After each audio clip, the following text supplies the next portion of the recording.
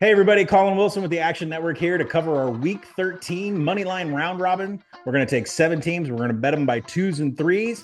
Last week, 4 of 7. But this week, we're going to have heavy bowl implications for teams. Could be in cruise control. Could be heavily motivated to get a win. Let's start off with Auburn plus 120, one of those teams that needs to get to a bowl. They're taking on a Texas A&M team that has potential overlook to the Longhorns. Tackling, penalties, these have all been problems for Texas A&M. And we're going to go ahead and take Auburn here, plus 120 to get us kicked off. Next, Wisconsin, Nebraska in a virtual pick 'em here, minus 100 on the Badgers. Nebraska has lost 4 straight, really kind of lost their way. Not a good sign taking on a Wisconsin offense that has a renewed devotion to the ground attack behind Tawi Walker. Look for the Badgers to pull this one out. Next, Boston College plus 125 against North Carolina. North Carolina is already qualified for a bowl.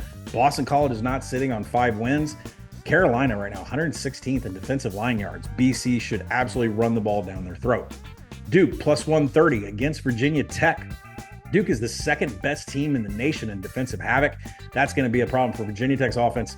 They could be missing quarterback and running back, Drones and Tootin right now, so a lot of advantages for the Blue Devils here.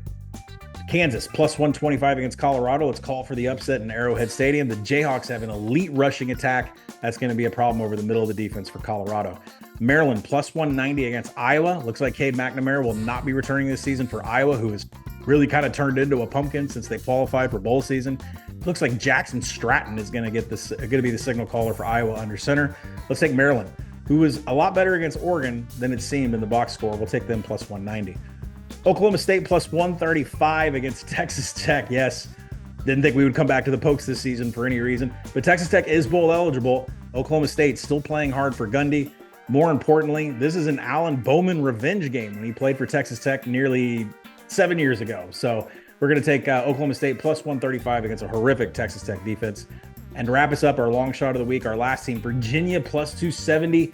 Hosting an SMU team that's trying to get to the ACC title. For those of you out there that have ACC futures like I do, not bad to throw Virginia in a moneyline round robin this week. Protect those SMU ACC tickets.